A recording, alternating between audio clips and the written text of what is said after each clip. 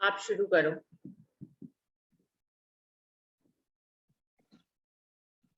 बोलो श्री प्राणनाथ प्यारे की जय।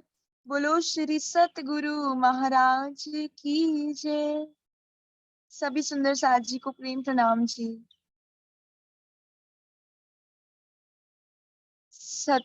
सतगुरु तुम ही हमारे, सतगुरु तुम ही हमारे, आत्म जगाने वाले, हम आसरे तुम्हारे, हम आसरे तुम्हारे, निज धाम ले जाने वाले, सतगुरु तुम ही हमारे, सतगुरु तुम ही हमारे, आत्म जगाने वाले, हम आसरे तुम्हारे, हम आसरे तुम्हारे, निज धाम ले जाने वाले, सतगुरु तुम ही हमारे। कोई ना जान पाया यहाँ कौन है पधारे, कोई ना जान पाया यहाँ कौन है पधारे, पहचान ही न पाया आए धनी हमारे, पहचान ही न पाया आए धनी हमारे, समझे नहीं है हम तो गुज आपके इशारे, सतगुरु तुम ही हमारे, सतगुरु तुम ही हमारे,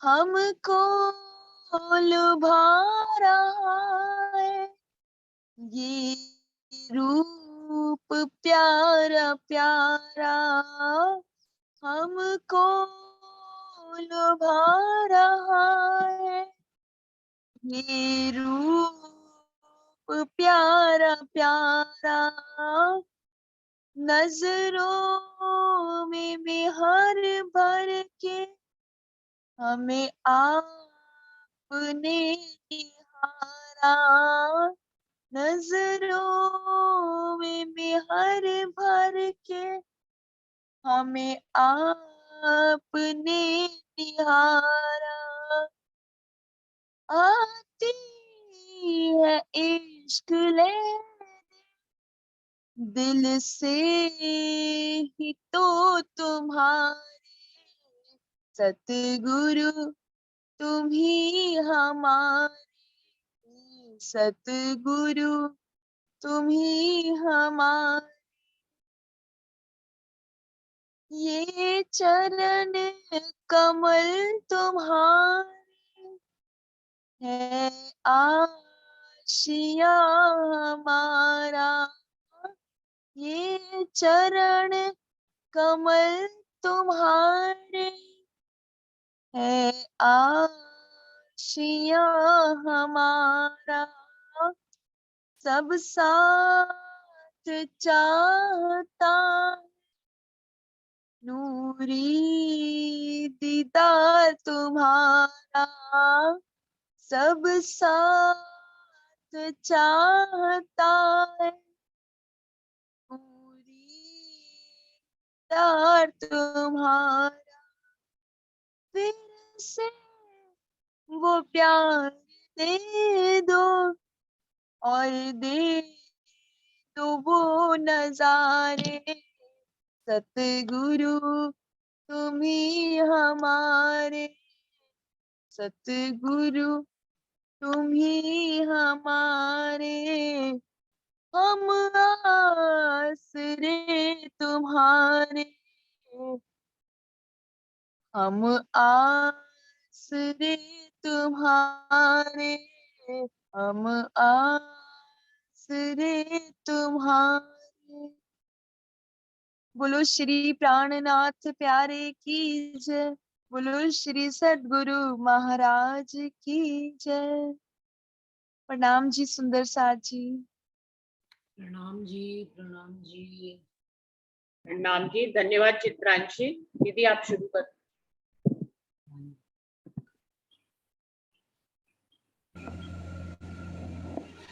श्री प्राणनाथ प्यारे की जय, बोली श्री सतगुरु महाराज की जय, समस्त सुंदर साथ की जय। प्रणाम जी। प्रणाम जी, प्रणाम जी। श्री बंदो सतगुरु चरण को करूं सप्रेम प्रणाम, अशुभ हरण मंगल करन, धनी श्री देव चंद्र जी। श्री प्राणनाथ निज अमूल पति, श्री महराज सुनाम, तेज कुंवर श्यामा युगल, पल पल पिया जित पल पल कर। प्रथम लागू दो चरण को, धनिये न छुड़ाइयो खिन, लाख तली लाल एड़िया, मेरे जीव के ही जीव, इन पाँव तले पड़ी रही, धनी नजर खोलो बातू, पलना वालो निरखो नेत्रे, मेरे जीव के ही जीव, मेरे जीव के ही।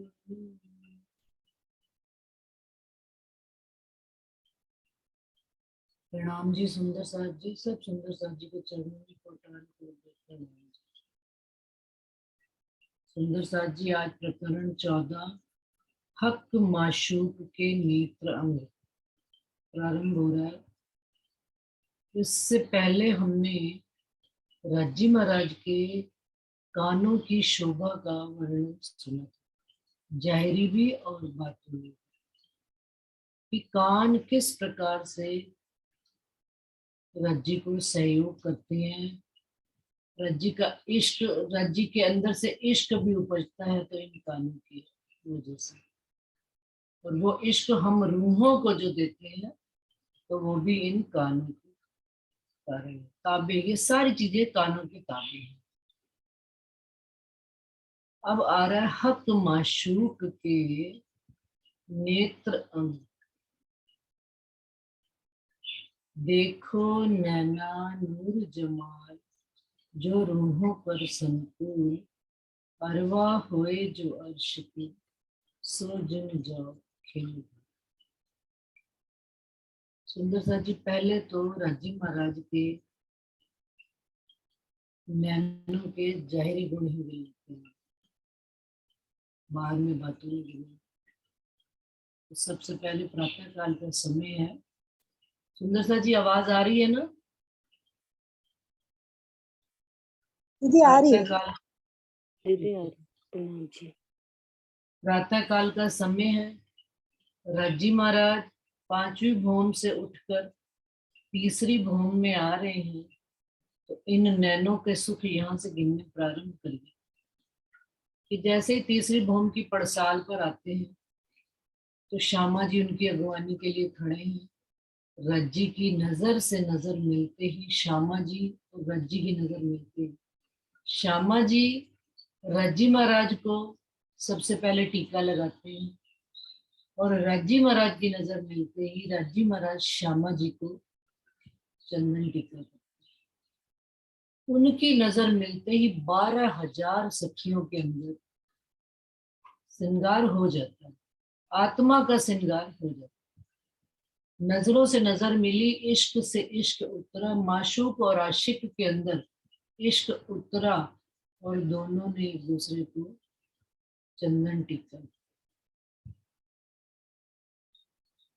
उसके बाद तत्क्षण ही टीका चंदन टीका करते ही राज्जी श्यामा जी तीसरी भूमि में आकर पड़साल पर खड़े हुए और सब पशु पंखी परमधाम पूर्ण परमधाम रज्जी महाराज के दर्शन के लिए चांदनी चौक में आकर खड़े हुए। और रज्जी महाराज इन नजरों से अमीरस सींचत, रज्जी महाराज अपनी इन नजरों से सारा परमधाम इश्क से ही सींच रहे। सारे पशु पंखी जानवर, छोटे से छोटा बड़े से बड़ा, पेड़ पौधे पत्ते फूल फल, सब धनी की नजरों से सींचे जाते। प्रातः काल का समय, ये सुंदर सा जी परम धाम की जाहिरी शोभा है। और इसके पश्चात तत्क्षण ही 7:30 बजे लगभग अक्षर ब्रह्म भी दर्शन को आते हैं और उनको भी धनी अपनी नजरों से सींचते हैं। सारा परम धाम के रहने वाले जीव जंतु प्राणी रज्जी महाराज की नजरों से ही सींचे जा रहे हैं। परंतु सब के अंदर लीला वाहिद दत्त की होने के बावजूद अलग अलग तरह की लीला होती है। अक्षर ब्रह्म भी उन्हीं नजरों से सींचे गए और उन्होंने जाकर सत्ता का स्वरूप होने के कारण से संपूर्ण ब्रह्मांड की रचना कर डाली। अब वही पशु पक्षी धनी को रिझाने के लिए आ रहे हैं और वही जानवर सब धनी को रिझाने के लिए, धनी से इश्क लेकर, उनका ही इश्क लेकर धनी को रिझाते हैं। पहला सागर नूर सागर कहा गया है, रज्जी महाराज के मुखार बिंद की शोभा, और उस मुखार बिंद में भी मुख्य शोभा नेत्रों की है और वो नेत्र नूर सागर। धनी जब नूर सागर में आते तो सारा ब्रह्मांड देखिए आप, परमधाम तो परमधाम, योग माया के ब्रह्मांड के रचयिता आप अक्षर ब्रह्म, उनका सत्ता, वो भी उनकी नजरों से सींचे जाते हैं। तो नजरों की महिमा सुंदर सा जी अति बड़ी। अब हमने पढ़ना है रज्जी महाराज के नैन, और एक अंग दूसरे अंग से बढ़कर शोभा लिए, नहीं तो रूह कभी भी एक अंग से निकलकर दूसरे अंग में जाए ही।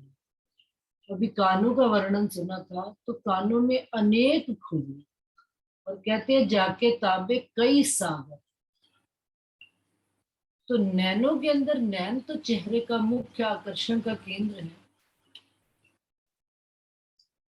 उनके अंदर तो सारे ही सागर मेरे ख्याल से आते होंगे, क्योंकि नैन मुखार बिंद की मुख्य शोभा कहेगा। आंखें ना हो तो सब चीजें ऐसा लगता है कि अधूरा है, चेहरा ही अधूरा है।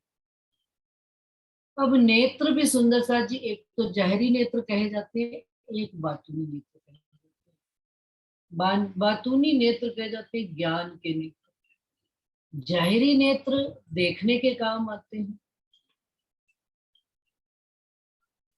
और संसार में वेदों कतेबों में सब में एक ही बात कही गई है, जिसके पास ज्ञान के नेत्र हैं उसी को ही नेत्रवान कहा जाता है।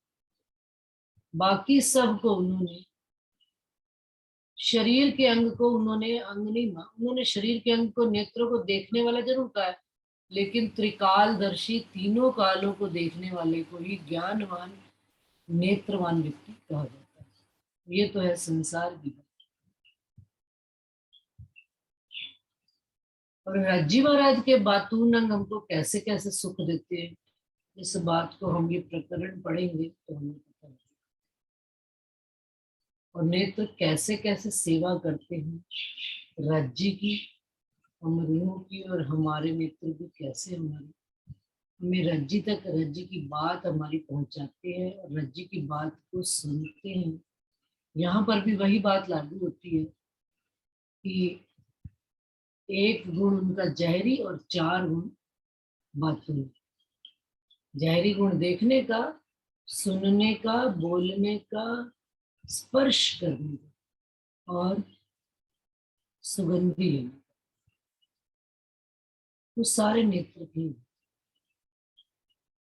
और इन नेत्रों का कहाँ कहाँ हम चले, इस संसार में भी जब सतगुरु महाराज ने हमारा चयन किया तो इन नेत्रों की वजह से, चाहे वो उनके ज्ञानवान नेत्र कहे जाए या उनकी जहरी नजर हम रूहों पर पड़ी, तो उन्होंने हमारा सिलेक्शन किया। उन्होंने हमें इस भरे ब्रह्मांड में, जीवों के ब्रह्मांड में से हमारा चुनाव करके हमें अपनी सेवा में धर्म दिया। और तो और इन नेत्रों की शोभा क्या कहें। ये नेत्र जो है जब धनी को देखने लगते हैं तो पलके भी अपने ढांकने का मन नहीं करता। इंद्रावती जी कहते हैं कि मैं एक पलक भी ढांकूं। रामतों में भी खेलते खेलते कहीं कहीं इंद्रावती जी ने ऐसी ऐसी रामतें खेली है राज्जी के साथ कि राज्जी और मैं रू, इंद्रावती जी कहते हैं राज्जी आप मुझे देखो और मैं आपको देखूं, और जिसकी पलक पहले झपक जाए उसकी हार हो गई, और जिसकी पलक ना झपकी वो जीत गई। तो इंद्रावती जी इस खेल में भी राज्य से जीत, कि वो पलक झपकाते ही धनी का दीदार कर, कि हर पल अष्टपहर 24 घड़ियां मैं धनी आपको, इस स्वरूप को निहारती रहूं, दीदार करती रहूं, दर्शन करती रहूं और उसमें ही डूबी रहूं। बीतक साहब में भी एक सुंदर साथ का वर्णन आता है कि जब शिवजी साहिब चर्चा करने बैठते थे तो धनी के साथ नजर से नजर मिलाकर बैठा करते थे और उनकी पलक पूरी चर्चा में झपकती नहीं। क्यों? क्योंकि नजरों से ही सुना करते, नजर से बात पूरी दिल में उतर जाती। हम अपने बॉडी के किसी भी अंग को जब एक्टिवेट करें तो बाकी के अंग जब शांत हो जाते हैं तो वो सिंगल अंग एक्टिवेट होकर सारे गुण लेकर अपने अंदर परिलक्षित होते हैं उसके अंदर, और वो सारे अंगों, सारे गुणों के साथ उन सुखों को लेता है। यदि हम किसी के साथ नेत्र से नेत्र मिलाकर बैठे हैं तो हमारे कान, जुबान सब बंद हो जाते हैं, आंखों से ही आंखों में सारी बात हो जाती है। और तो और सुंदर साथ जी परम धाम के वर्णन में इंद्रावती जी ने जितने भी अंगों का वर्णन किया, जुबान का, कानों का, नासिका का, मुखार बिंद का, लेकिन असल में परम धाम में लीला नैनो की है। ना वहां कोई कहता है, ना किसी को कुछ सुनना पड़ता है, ना किसी को सुनना पड़ता है, परंतु नेत्रों से नेत्र मिलाते ही पूर्ण परम धाम की लीला हो जाती है। नेत्रों से नेत्र मिलाते ही अरस परस धनी के होते ही, क्योंकि ये अरस परस की लीला है सुंदर साहब। अरस परस केवल परम धाम में ही हम हो पाते कि रूह के अंदर भी राज्य के लिए तड़प है, और राज्य भी अपनी रूहों को रिझाने के वास्ते आशिक अपना सारा इश्क, लाड, आनंद उमड़ उमड़ कर उनका सारा नेत्रों में उतर रहा है। और रूहें भी उसी भाव से जब राज्य के प्रति तड़प तड़प कर धनी से मिलने के लिए आती हैं तो उनके भी नेत्रों में धनी के लिए लाड, प्यार, इश्क गिरने को होता है। तो जब दोनों अरस परस होते हैं तो दोनों के ही हृदय में आनंद हिलोरे मारता है और ऑटोमेटिकली ही एक दूसरे को बात समझ में आ जाती है। इस बात को यहाँ पर समझना इतना आसान नहीं है, क्योंकि ये मार्फत की लीला है और मार्फत की लीला कहीं नहीं जाती, अपने अंदर बस समा ली जाती है और चुप, फिर रूह अपने आप ही चुप्पी साध लेती कि क्या कहे। जब तक हम कहते हैं हम हकीकत का ज्ञान वर्णन करते हैं। सुंदर सा जी प्रकरण चालू करते हैं। देखो नैना नूर जमां जो रूहों पर सन की, अरवा हुए जो अर्श की, सो जिन जाओ खिल। हम रूहों को इंद्रावती जी हिदायत कर रहे हैं कि राजी महाराज के नयन कमल, कमल की भांति सुशोभित उनके नयन है। हम रूहें राजी महाराज के उन नेत्रों में डूब जाएं जो सदा सदा, जो रूहों पर संतुलित, जो रूहों पर सदा ही मेहर की दृष्टि। वो यदि आंख टेढ़ी भी करके देखेंगे तो रूहों पर प्रेम ही बरसेगा, रूहों पर इश्क ही आएगा। वो नेत्रों को किसी भी भांति रूह पर देखें तो उनके अंदर इश्क और लाड और संकुल मेहर की ही बरसात होगी। अरवा होए जो अर्श की, सो जिन जाओ खिल। जो परम धाम की हम रूहें हैं, कहते हैं ये बात, सो जिन जाओ खिन भूल। एक पल के लिए भी हम रूहों को ये बात भूलनी नहीं चाहिए।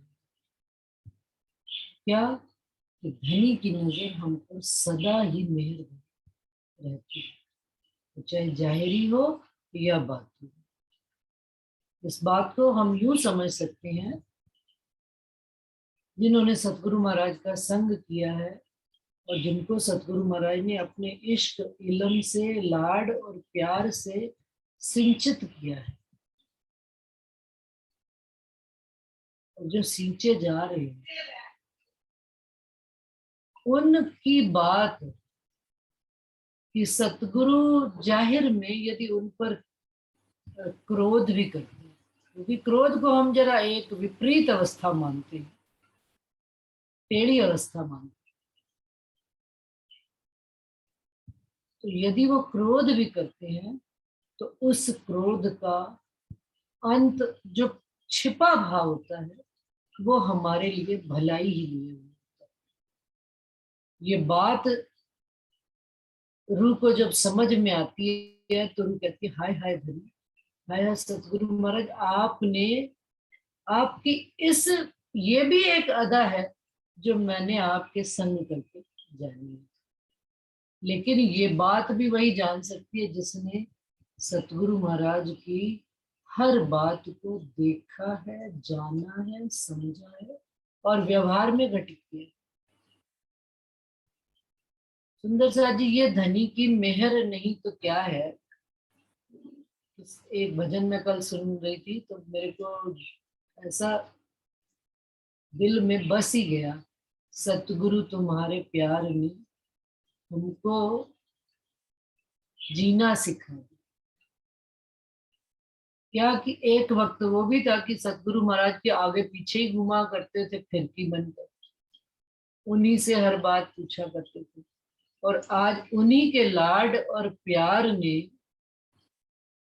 हमको उस वाणी के एक एक पक्ष में घुसना सिखा दिया। उन्होंने अपने स्वरूप में किस तरह से हमें लगाया है कि आज भी जब पीछे मुड़ कर देखते हैं, वाह धनी, वाह सतगुरु महाराज, आपकी संसार की इन मेहरों का ही हम कोई गिनती नहीं कर सकते। तो धनी, हम आपके नेत्रों के गुणों को क्या गिन पाएंगे यहाँ बैठकर। संसार जब वो डांटते थे तो तब भी बड़ा रोया करते थे, अरे जब देखो हमें हमारे सदगुरु महाराज डांटते ही रहते, लेकिन समझ में कभी बात आती नहीं, क्योंकि जहरी बात तो जहरी ही ले लिया करते थे, लेकिन रो धो के चुप करके फिर उन्हीं के पास, तो फिर वो कोई बात ऐसी कर देते थे, क्यों? अवगुण काढ़े भले न मनाओ, गुण रखूं छिपाए। धनी का सतगुरु महाराज का गुण ही ऐसा होता है कि वो सामने वाले की गुण अवगुण पहचान कर उसको निखार कर अपना मनचाहा स्वरूप धनी जब देते हैं, तो वही रूह का, तो ये आकार किसने हमको दिया? हमें हमारे सतगुरु महाराज ने दिया। तो पहला तो उनकी संकुल नजर मेरे पर पड़ी, हम रूहों पर पड़ी, तो आज हम इस स्थिति पर पहुंचे। फिर उन्होंने हमको, मुझे याद पड़ता है कि वाणी कम पड़ा करती, तो भांत भांत से जुगत लड़ा लड़ा के सतगुरु महाराज इस वाणी से जोड़ने का प्रयास किया। और सुंदर साथ जी, मैं इस बात में कोई दो राय नहीं मानती, कि मेरे को इस बात में कोई संशय भी नहीं है कि स्वरूप से जुड़ना आसान है। स्वरूप से मतलब कि सतगुरु महाराज के रूप से जुड़ना आसान, रूप से जब हम जुड़ जाते हैं, तो जो ये वाणी है, वाणी शब्दों से जुड़ना थोड़ा मुश्किल कार्य है, क्योंकि ये कोई आकार नहीं लिए हुए, इनको समझने के लिए पूरी कंसंट्रेशन लगानी पड़ती।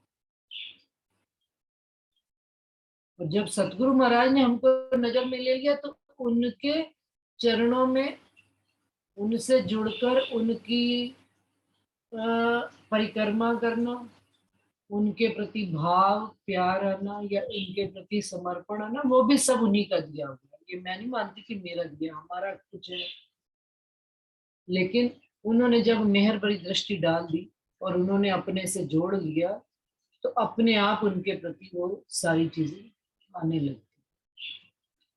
लेकिन उन्होंने वहां तक काम किया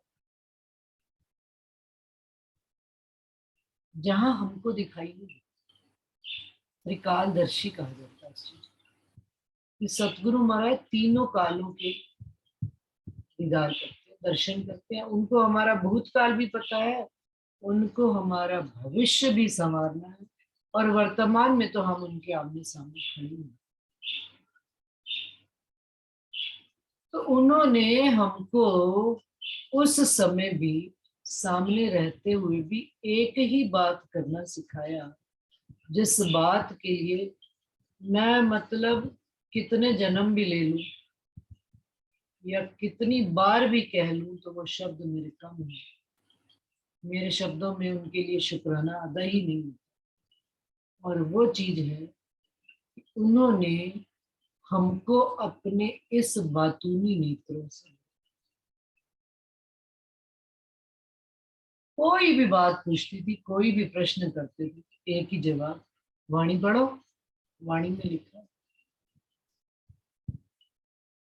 और नहीं पढ़ते थे तो उन्होंने अनेक तरह के बंध बांधे हैं हमारे, हमें पाठ पढ़ाए, कितने कितने पाठ पढ़ाए हैं कि उनको इस बात का भी अनुभव है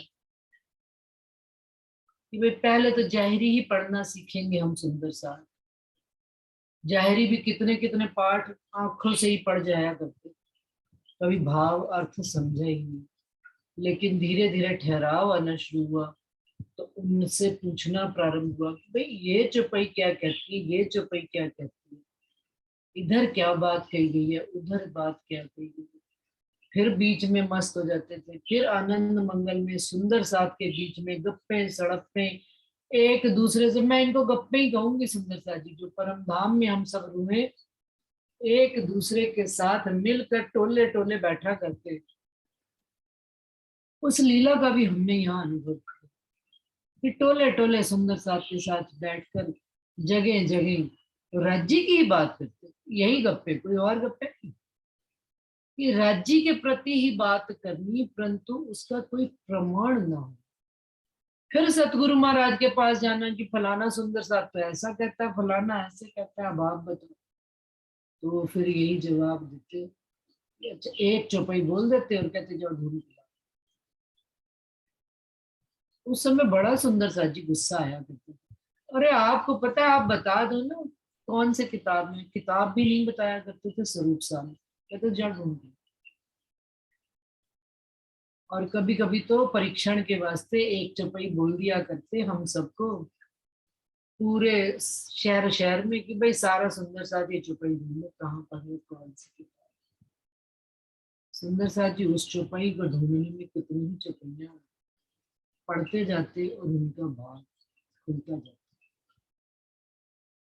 तो ये बंध भी जो बांधे हैं उन सतगुरु महाराज की नेत्रों की ही कृपा है कि उन्होंने हमें नजर में लिया और हमको ये बातूनी ने, ये नेत्र ज्ञान के नेत्र कहेंगे, इलम के नेत्र कहेंगे, इनसे जोड़कर परम धाम की चप्पे चप्पे की लीला का वर्णन बताया और सिखाया जोड़कर। पढ़ो, अनुभव करो, मंथन करो वाणी का। और आज ऐसा धनी की मेहर से, उनकी सतगुरु महाराज की कृपा से जो स्वरूप हमको मिले हैं वो दिल में बस गए। क्यों? कि भाई ऐसा स्वरूप तो ना कभी होगा ना कभी मिलेंगे। हमारे स्वरूप धनी राज जी और श्यामा जी के रूप में दिल में ही बस गए। कल पढ़ रही थी परिक्रमा ग्रंथ, तो उसमें आ रहा था, ये तो जहरी बात की धनी नेत्रों से सींच रही है। कह रहे हैं कि उसमें ऐसी बात पढ़ी कि सुख भी बड़ा मिला, कि वहां पर पूर्ण परम धाम के अंदर शहर के शहर बसते हैं। किस चीज के शहर बसते हैं? पशुओं के शहर हैं, तो शहर का शहर पशुओं, पंखियों का शहर का शहर है। हमको रिझाने के लिए धनी ने जो पुतलियां बनाई है उनके शहर के शहर बसे। और उन शहरों में जो पानी बसता है, वो पानी की जो सप्लाई है सुंदर सा जी, वो सारी सागरों के अंदर से थी। अब दिल में प्रश्न आया पढ़ते पढ़ते कि क्या परम धाम में जहरी पानी की आवश्यकता है? जवाब आया, सागर किस चीज के हैं? सागर तो इश्क के स्वरूप के हैं, वाहिदत का सागर है। तो जिस सागर से पानी जाता है, वाहिदत ही वाहिदत तो वहां चली जाती है। जहां से धनी की नूर सागर से यदि नूर बहता है, तो नूर ही नूर पूरे शहरों में चला जाता है। कौन से शहरों में? संसार के नहीं, परम धाम में भी शहर बसे हैं। और फिर उन शहरों में वाहिदत की नदियां बहती हैं, इश्क की नदियां बहती हैं, एक दिली की नदियां बहती हैं, निस्बत की नदियां बहती हैं। अब जब परम धाम में उन सागरों से वही नदियां बहेंगी, तो उनके अंदर जो खान पान है, उनका खान पान भी वही इश्क का है। तो प्रगटीकरण में क्या आएगा? वो इश्क ही तो आएगा, वो वहदत ही तो आएगी, वो निस्बत का ही तो रंग खिल के आएगा कि हम धनी के हम। दिल को बड़ा सुकून सा मिला एक रामजी हुई। क्यों? क्योंकि ये बात बात दसियों बार पढ़ चुके कि गुणंग इंद्रियां सब इश्क की, अंतस्करण इश्क का। भी कैसे इश्क का होता होगा? तो कहते हैं सागर से अनेक नदियां निकलती हैं, अनेक शहरों में जाती हैं, और कहीं पर ढपी चली जा रही हैं, कहीं पर खुली हुई हैं, तो कहीं पर सब मिलकर आनंद मंगल कर रहे हैं, कहीं पर कोई रूप, कई कई पशु पंछी एकांत का ही सुख ले रहे हैं। तो ये सुंदर साथ जी सारी नेत्रों की वजह से है। ये वाणी जो हम पढ़ पा रहे हैं जाहिरी में भी, तो ये नेत्रों का ही तो कमाल है जाहिरी। और इसके अंदर छिपी बात भी जो समझ में आ रही है, ये नेत्रों का ही कमाल है। क्यों? क्योंकि ज्ञान के नेत्र रज्जु नारायण ने दे दिए। इस ब्रह्मांड में आके राजी महाराज ने अपने इलम के सागर की नदियों से हमको जोड़ दिया। और वहां से जब धनी का लाड और प्यार इलम के रूप में प्रकट होता है तो सारी बात होती चली जाती है। तो कहते हैं, सो अरवा होए जो अर्श की, सो जिन जाओ खिन भई। ये बात हम रूहों को कभी भी कदापि क्या एक पल भी सोए में भी सुपने में भी ना छूटे। क्या? धनी के चरण कमल, धनी के स्वरूप की शोभा, धनी का श्रृंगार, धनी के नेत्र। दिल अर्श नाम धराए के, नैना बरनो नूर जमाल। हाय हाय छेद न पड़े छाती में, और रोम रोम लगे न रूबा। कि हम क्या कहला रहे हैं, हमारा दिल धनी आपका अर्श है, आप हमारे दिल में बैठे हुए हैं। और वर्णन हम किनका कर रहे हैं? आपके नेत्रों का। हाय हाय छेद न पड़े छाती।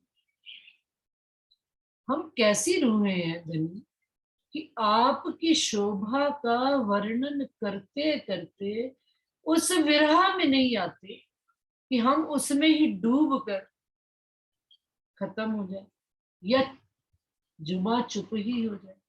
हाय हाय छेद ना पड़े छाती में, ये हृदय में छेद नहीं हो जाते और रोम रोम में घाव नहीं हो जाते। धनी की याद में विरह में रात भर तड़पते नहीं। और आपकी बातें कितनी शान से, कितनी प्रसन्न होकर हम करते हैं, और इसकी चोट, इसकी घाव दिल पर नहीं लगती। और घाव जब दिल पर लग जाए, जिसको चोट लगी हो, साधारण चोट नहीं,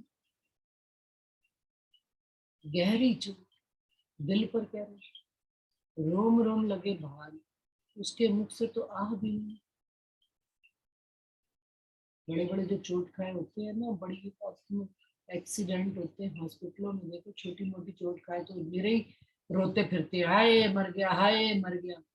लेकिन जो बड़ी गहरी चोट जिनको लगी होती है, बहुत कष्ट होता है, उनके मुख से तो बिस्तर पे पता भी नहीं लगता कि वो जिंदा है कि मरा पड़ा।